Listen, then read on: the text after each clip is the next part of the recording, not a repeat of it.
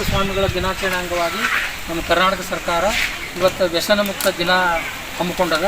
ವ್ಯಸನ ಮುಕ್ತ ಅಂದ್ರೆ ಏನು? ಈಗ ತಂಬಾಕು ಸೇವನೆ, ಗುಟ್ಕಾ ಸೇವನೆ, ಸಿಗರೇಟ್ ಸೇವನೆ, ಸೆರೆ ಸೇವನೆ, ದುಶ್ಚಟಗಳಿರ್ತಾವಲ್ಲ, ಅವರು ಮಹಂತ ಸ್ವಾಮಿಗಳು ಜೋಳಿಗೆ ಹಿಡಿದು ಅವರು ಏನೂ ಬೇಡಲಿಲ್ಲ ಭಿಕ್ಷೆ, ಇಂಥವು ಚಟಗಳನ್ನು ನನ್ನ ಜೋಳಿಗೆಗೆ ಹಾಕ್ರಿ, ನೀವು ಆರೋಗ್ಯವಾಗಿರ್ತೀರಿ. ತಂಬಾಕು ಸೇವನೆ ಮಾಡಿದ್ರೆ ನೀವು ಮರಣ ಶಾಸನ ಬರ್ಕೊಂಡಂಗೆ, ತಂಬಾಕಿನಿಂದ ಕ್ಯಾನ್ಸರ್ ಬರ್ತದೆ, ನರ ದೌರ್ಬಲ್ಯ ಬರ್ತದೆ ಮತ್ತು ಮಾನಸಿಕ ವ್ಯಕ್ತಿಯಾಗಿ ನೀವು ಸಮಾಜಕ್ಕೆ ಮಾರಕ ಆಗ್ತೀರಿ ಅನ್ನುವಂಥ ಒಂದು ಸಂದೇಶ ಕೊಟ್ಟಾರ.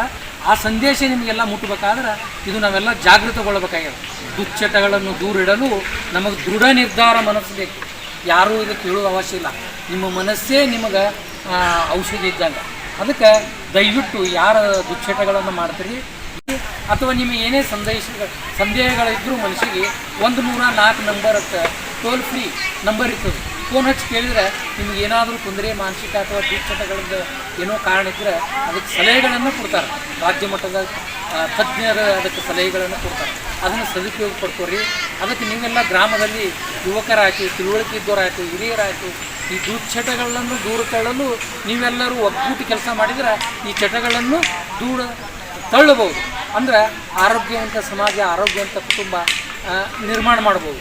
ನೋಡು, ನಮ್ಮ ಹಿಂದಿನ ಹಿರಿಯರು ಕೆಲವರು ಪೌಷ್ಟಿಕ ಆಹಾರ ಸೇವನೆ ಮಾಡಿ ರೋಗಗಳನ್ನು ದೂರಿಟ್ಟಿದ್ರು. ನಮ್ಮಲ್ಲಿ ಪೌಷ್ಟಿಕ ಆಹಾರ ಕಡಿಮೆ ಇದೆ.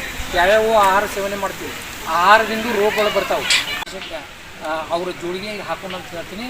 ಮತ್ತು ಇದಕ್ಕೆ ಏನಪ್ಪ ಅಂದ್ರೆ ನಮ್ಮ ಪರಿಸರ ಹಾನಿ ಆಗ್ತದೆ. ನಾವು ಎಲ್ಲಿ ಬೇಕಲ್ಲಿ ಉಗುಳ್ತೀವಿ, ಉಗುಳೋದ್ರಿಂದ ನಮ್ಮ ಮಕ್ಕಳೇ ಆಗ ಬರಿಗಾಲಿ ಅಡ್ಡಾಡಿ ನಮ್ಮ ಮನ್ಯಾಗ ಕುಣಿದು ಬರ್ತಾರೆ. ಅದೇ ಕೈಯ ಕಾಲ ಇಡ್ತೀವಿ ನಾವು, ಅದು ನಮ್ಮ ಹೊಟ್ಟೆ ಒಳಗೆ ಸೇರುವಂಥ ಸಂಭವ. ಅದಕ್ಕೆ ಪರಿಸರ ಹಾನಿ ಆಗ್ತದೆ. ಅದರಿಂದ ಪರಿಸರ ಸ್ವಚ್ಛತೆ ಕಾಪಾಡಬೇಕು. ಅದಕ್ಕೆ ನಾವೆಲ್ಲರೂ ಶಿಸ್ತುಬದ್ಧ ಜೀವನ ನಡೆಸಬೇಕು, ಆರೋಗ್ಯವಂತ ಜೀವನ ನಡೆಸಬೇಕು. ಆರೋಗ್ಯವಂತ ಗ್ರಾಮ, ಆರೋಗ್ಯವಂತ ಕುಟುಂಬ ಮಾಡಬೇಕಾದ್ರೆ ನಾವೆಲ್ಲ ದುಶ್ಚಟಗಳನ್ನು ದೂರ ತಳ್ಳಬೇಕು. ದೂರ ತಳ್ಳಬೇಕಾದ್ರೆ ನಾವು ಇದಕ್ಕೇನು ಯಾರಿಂದೂ ಪರಿಹಾರ ಇಲ್ಲ.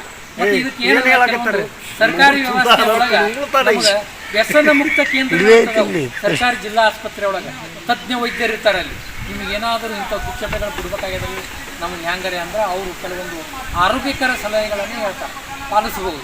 ಅಂಥ ಕೇಂದ್ರಗಳಿಗೆ ಭೇಟಿ ನೀಡಿ. ಅಥವಾ ನಿಮಗೆ ಏನೇ ಸಂದೇಹಗಳಿದ್ದರೂ ಮನಸ್ಸಿಗೆ 104 ನಂಬರ್ ಟೋಲ್ ಫ್ರೀ ನಂಬರ್ ಇರ್ತದೆ. ಫೋನ್ ಹಚ್ಚಿ ಕೇಳಿದ್ರೆ